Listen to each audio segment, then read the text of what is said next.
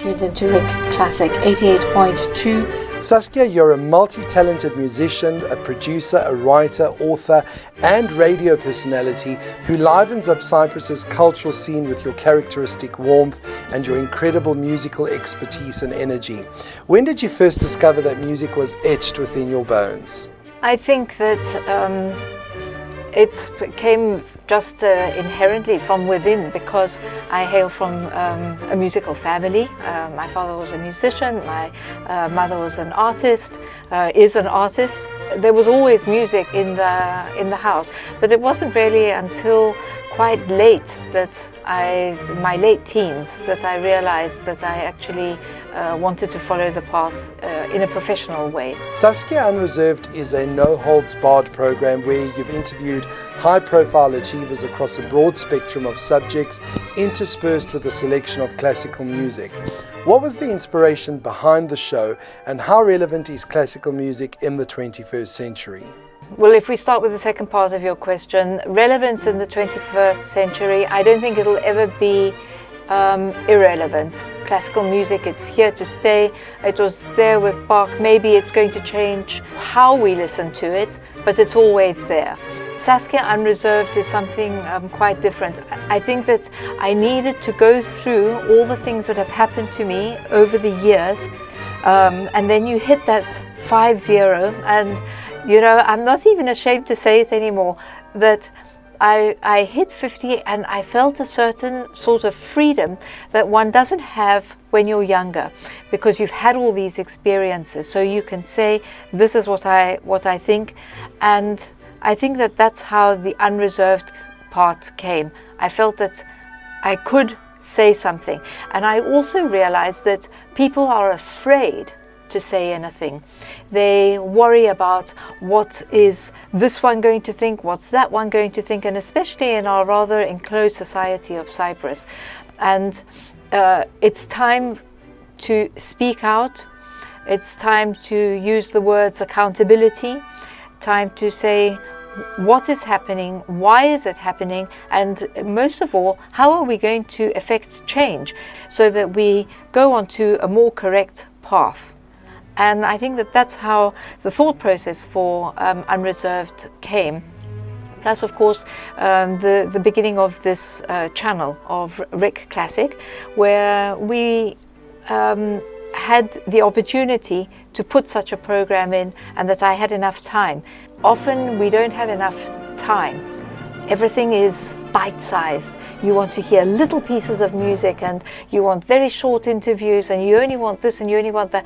And people need time to be able to express themselves. So I've done quite a variety of issues. So whether it's someone from the business world or from a medical sphere, listening to what they do, how they do it, why they do it, what drives them, what motivates them, is all key. And that doesn't come out in 2 minutes, tell us why you did this, this, this, and this. So it's a different type of reporting, and I found that people relished the opportunity to actually expand on their thoughts, and that they didn't have to get them out in 2 minutes. In 2010, you were awarded the accolade Cyprus Businesswoman of the Year for launching an online ticketing system and for initiating the children's gardening program Green Fingers.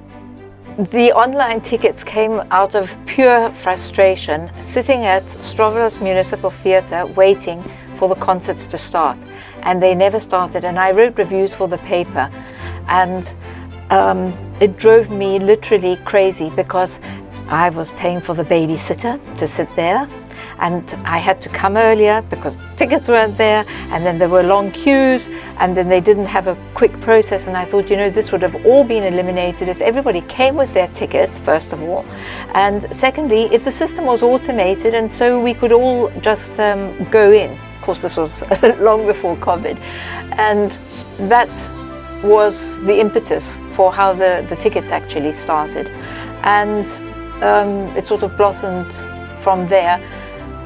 Every time when you have a business plan, I think many times people don't actually factor in that they're much bigger fish, and we got swallowed up by a whale. It went very well. But of course then people realize and you start to get competition, and competition is healthy. I don't have any problem with that at all. But the problem is that you have to be prepared for it, and then you have to have financial backing so that you can expand. And we weren't ready for that part, so we got eaten up. But in hindsight, it was probably better, and it leads on to the next thing. My passion is gardening. I love gardening. I love gardens. I love getting dirty. I find it very creative. Green Fingers came out of that love of gardening, and I thought we need to spread the word. And if more children are gardening and they're getting their fingers dirty with the gardening, and so I teamed up with Solomon Nurseries, and I got permission from the Ministry of Education.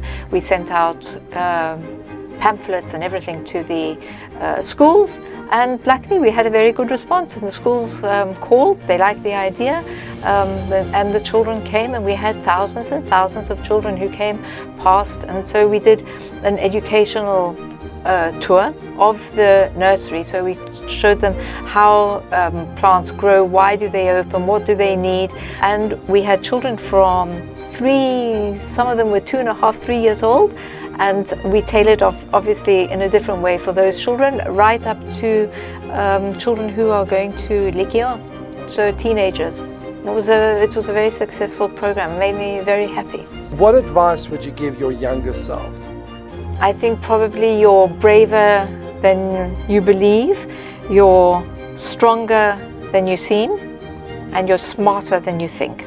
We need to be more active citizens, Paul. At the end of the day, we're not active enough. We need to be more active. We need to stand up, we need to say things. We need to call for accountability to ourselves, to our families, and to the public in general.